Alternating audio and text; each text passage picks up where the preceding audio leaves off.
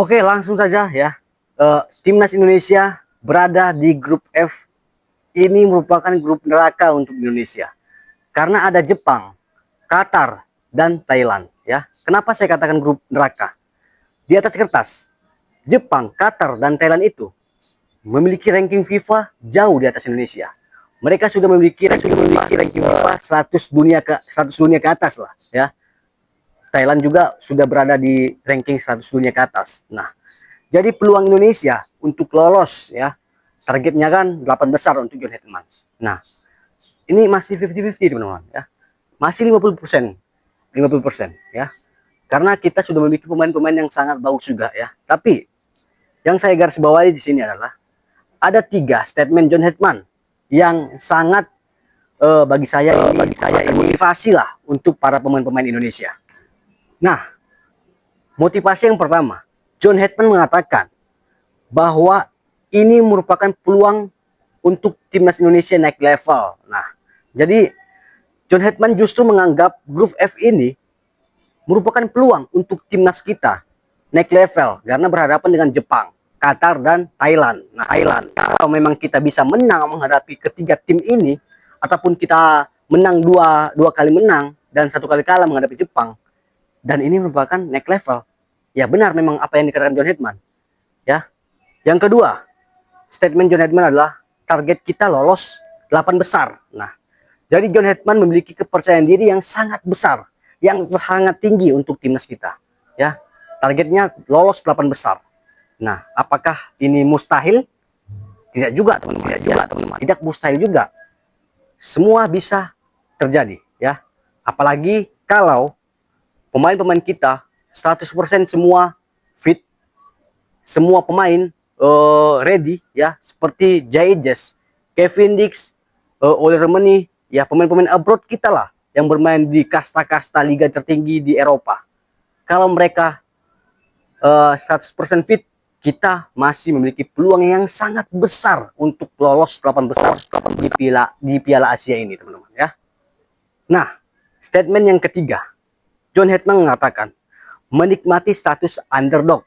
Nah, di mana timnas Indonesia di pertandingan pertama akan menghadapi Jepang. Nah, ini juga statement untuk membangkitkan semangat pemain-pemain kita ya. Jadi ketika nanti timnas kita bermain itu tanpa beban ya, merasakan tanpa beban. Makanya John Hetman mengatakan Indonesia menikmati status underdog. Kalau kita bisa mengimbangi Jepang ya, itu merupakan bahan bakar kita untuk bisa menghadapi Qatar dan Thailand ya.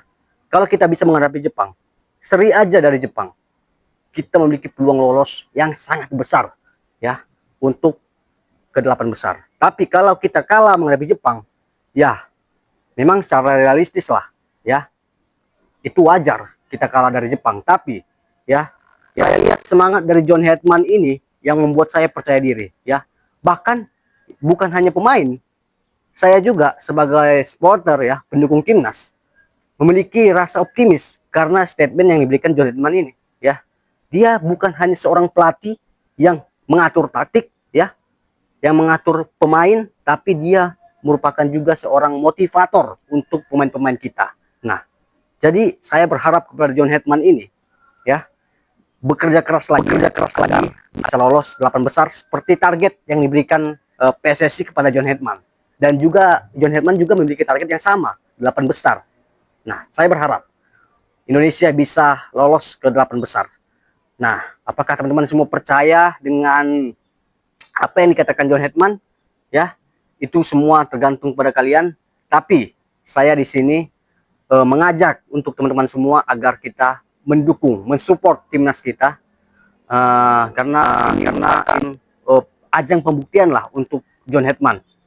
Kemarin kita kan sudah ganti pelatih, kita gantikan Sinteyong dengan John Hetman dengan tujuan kita memiliki prestasi yang lebih lagi dari Sinteyong. Nah, saya berharap John Hetman bisa melampaui semua prestasi Sinteyong ya, agar kepercayaan publik kepada PSSI, kepada Erick Thohir dan kepada jajaran PSSI semua itu meningkat lagi, teman-teman. Nah, oke, dan kalau mengenai jadwal ya, Indonesia akan menghadapi Jepang di pertandingan pertama itu di tanggal 11 Januari 2027. Nah, jadi masih ada waktu kepada John Hetman setengah tahun lah untuk taktik mematangkan permainan agar bisa menghadapi Jepang, Qatar, dan Thailand. Nah, dan di tanggal 16 Januari kita menghadapi Qatar, dan di pertandingan terakhir, di pertandingan ketiga kita menghadapi Thailand di tanggal 20 Januari. Jadi jeda antara ketika kita setelah bermain, jeda antara kita menghadapi Jepang untuk menghadapi Qatar itu ada waktu sebanyak 5 hari. Nah, 4 hari lah, 4 hari kita mempunyai jeda. Jadi ini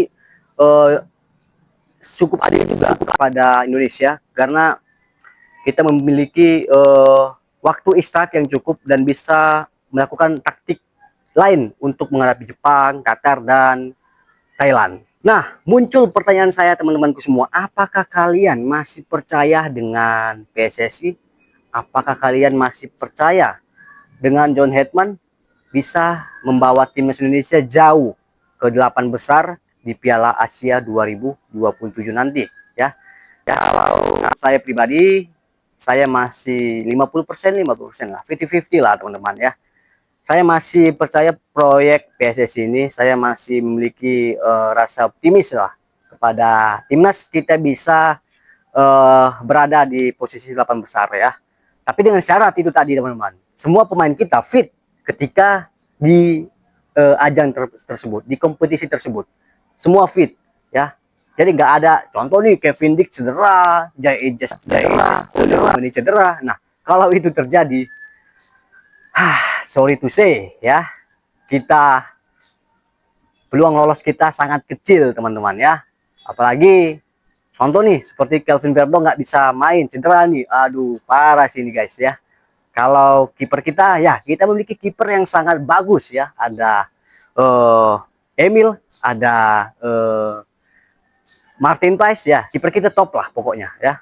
Kiper kita top, sudah bermain di liga-liga Eropa ya, seperti Martin Price ya di Ajax Amsterdam, nah liga tertinggi, liga teratas di Belanda. Nah, jadi ini merupakan pertandingan yang sangat menentukan masa depan dari John Hetman. John Hetman kalau nanti teman-teman ya, John Hetman ini tidak memberikan sebuah harapan untuk timnas kita. Jadi kedepannya rasa percaya lagi itu nggak ada. Rasa percaya kita lagi ke timnas itu nggak ada. Tapi kalau John Hetman bisa sampai ke 8 besar, saya sendiri percaya kita bisa lolos ke Piala Dunia 2030.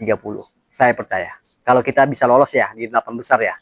Karena menghadapi Thailand. Nah, ini tim-tim yang pastinya akan kita hadapi juga ketika drawing Piala Dunia nanti ya.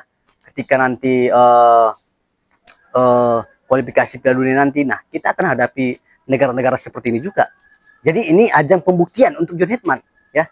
Saya berharap John Hetman bisa memberikan yang terbaik untuk timnas Indonesia teman-teman. Oke, mungkin itu saja yang bisa saya sampaikan ya. Kalian jangan lupa komen ya, berikan komen kalian kita, apakah kalian masih optimis dengan timnas Indonesia?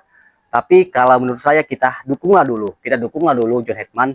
Dan apalagi juga kan di bulan Juni ya, nanti kita ada Piala AFF. Nah, ini juga ajang pembuktian John Hetman ya.